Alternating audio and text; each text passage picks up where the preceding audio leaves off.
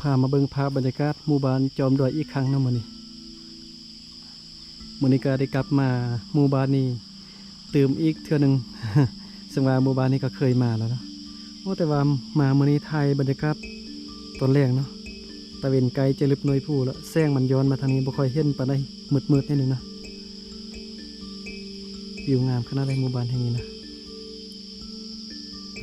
เบาลังกาได้มาหลายเทื่อละหมู่บ้านแห่งนี้นะมาเก็บภาพบรรยากาศหมู่บ้านแห่งนี้วิวงามขนาดเนาะผมเป็นพี่น้องท่านได้ที่ติดตามเบาลังน่าจะได้เห็นแล้วที่เบาลังได้มาถ่ายคลิปหมู่บ้านแห่งนี้นะแต่ก็เบาลังกลับมาตื่มเนาะเพราะว่าจะมีพ่อแม่พี่น้องมี FC คนใหม่นะที่มาติดตามซองเบาลังเป็นไปอย่าง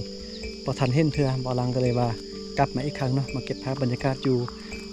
หมู่บ้านนี้ให้เบิ่งให้ชมนำกันอีกตื่ม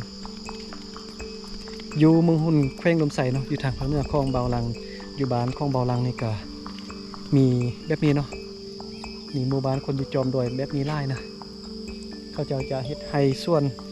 ไห้เข้าไห้สลีเข้าปูดเลี้ยงสัตว์ประเภทนี้นะเพราะว่าอยู่เขตจอมดอยนี่มีหลายเนาะแขวงลมใสนี่เบาลังก็เลยว่ามาเก็บภาพบรรยากาศแบบนี้ให้เบิ่งให้ชมนำกันเนาะเพราะว่าอยู่ประเทศไทยอยู่เที่ยวในเมืองอยู่กรุงเทพแบบนี้นะน่าจะบ่มีเนาะภาพบรรยากาศธรรมชาติแบบนี้นะบาลังก็เลยว่าเฮ็ดวิดีโอแบบนี้นำเสนอให้ได้เบิ่งได้ชมไปนำกันนะ เข้ากับอันซรี่นี่อันได้ปลูกลายกว่ากันนะให้เข้าเนาะเฮ็ดให้เข้าลายกว่าซรี่หมู่บ้านเขาเจ้าก็แบบตั้งอยู่เป็นชั้นไปเลยเนาะเรียนลงมาตามชั้นภูคล้ายคือขั้นใดเนาะเป็นชั้นลงมาเลยเหือนคนเที่ยวนี้เบาลังบ่เคยมาจากเทื่อเบาลังนี้มาจากกี่เดือนละหมู่บ้านแห่งนี้หลายเดือนแล้วมาหลายเทื่อแล้วแต่ว่าบ่ฮู้ว่าอยู่ด้านลมนี้ยังมีเหือนคนอีกตื่มนะเบาลังไปแต่ละเทื่อนี่จะอยู่ทางด้านเทิงพุ่นเนาะจะบ่ค่อยลงมาทางด้านลมนี้บ่คิดว่าจะอยู่ด้านลมนี้จะมีเหือนคนอีกตื่มอยู่ตามนี่มีต้นไม้จะนี่ลึกต้นไม้เบาลังบ่เห็นนะ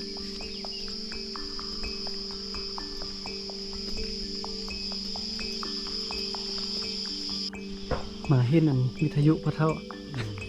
ยังดีวะนี่พระเท่าฟังเพลงนะเช็คสว่างพร้อมนั่นเลยฟังเพลง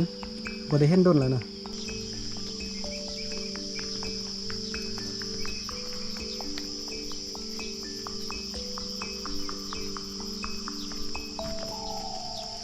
ที่ทางด้านลุ่มก็ยังมีเชิญคนเติมนะเบิ่งวิวอยู่บ้านนี่งามขนาดบรรยากาศตอนแรกเดี๋ยวนี้นะเริ่มเห็นชาวบ้านมาจากไฮจากส่วนแล้วเนาะบรรยากาศตอนแรกที่ชาวบ้านก็พากันเฮ็ดเวียกห้อเวียกเฮือนนะสบายเนอะสบายดี บ่ฮู้ว่าอยู่นี่มือเฮือนคนตึมปกติไปฮอแต่ด้านเทิงหั่นเฮือนสานบ้านซองนะพ่อแม่พี่น้องอยู่เขตจอมดอยเขตนอกเมืองจอมผู้จอมพาแบบนี้มีเฮือนคนอาศัยอยู่แบบนี้นะเขาเจ้าอยู่ตามธรรมชาติเนาะแต่ว่าเขาเจ้านี่ห้าเงินใดได้บางครอบครัวก็ห้าเงินได้หลายเนาะเพราะว่าเขาเจ้าให้ไฮเข้าไฮซาลีเลี้ยงสัตว์แบบนี้นะจะได้เงินดีได้ทุกปีเนาะแต่เขาเจ้าก็แบบแต่งเฮือนอยู่แบบธรรมดาอยู่ตามนี้นะตามป่าตามภูแบบนี้เลยฟืนพวกไล่ๆเลยฟืน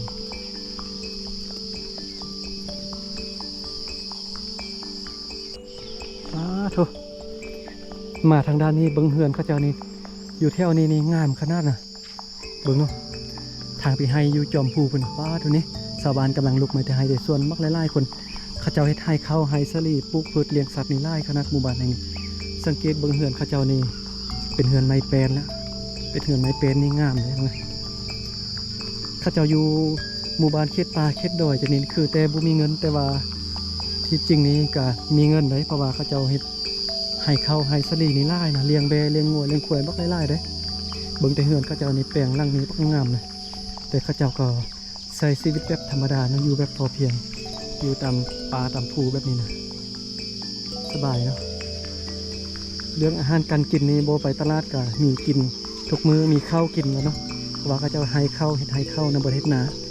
แต่ว่าคนในเมืองส่วนใหญ่ก็เฮ็ดนาเพราะว่าอยู่ทงเพียงแต่ว่าสาวดอยนี่เขาบ่ได้เฮ็ดนานะเพราะว่าบ่ได้อยู่ทงเพียงอยู่จอมดอยแบบนี้นี่เฮ็ดนาบ่ได้เนาะเฮ็ดเป็นให้ข้าวให้ซะดีเลี้ยงแดก็สบายเนาะเลี้ยงตามเดินบานแบบนี้ได้เพราะว่าเดินบานอยู่เดินบานก็มีหญ้าแบบนี้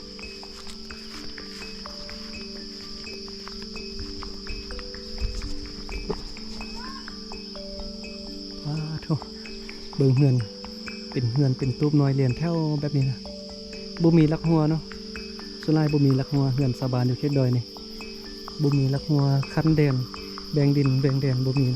แต่เฮือนติดกันไปแบบนี้เลยเบิ่งเดินบานในสะอาดเด้บ่มีแค่เยื่อทิ่มสะสายเลย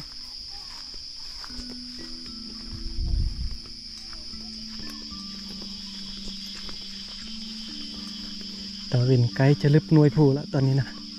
ยินเสียงแมลงแมงไม้สัตว์ป่าห้องนะตอนนี้ฮึบ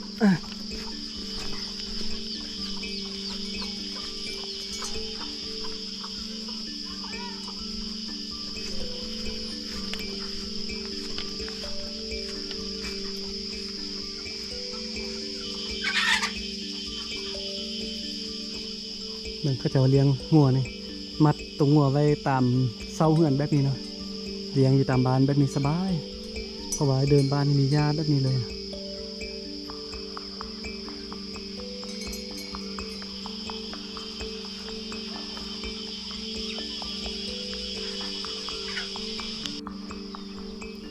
ยางขึ้นมาดันเทิงฟ้าด้วยเมื่อยแล้วไปเลยยางออมหมู่บ้านเขาเจ้า เมื่อยแต่ก็มักนะเพราะว่าวิวงามแบบนี้นะบ่อหลังนี้มักไปเบิ่งธรรมชาติเบิ่งเฮือนซานบันทรงอยู่เขตโดยเนาะเส้นทางรถในคำฮอตแบบนี้ล่ะฮอตเส้นทางรถแล้วเนาะเส้นทางดีแบบนี้เส้นทางรถเส้นนี้สามารถไปฮอตแขวงล่วงน้ำท่าบ่เนาะไปฮอตเมืองนาแลบ่แหละเป็นเส้นทางดีเนาะ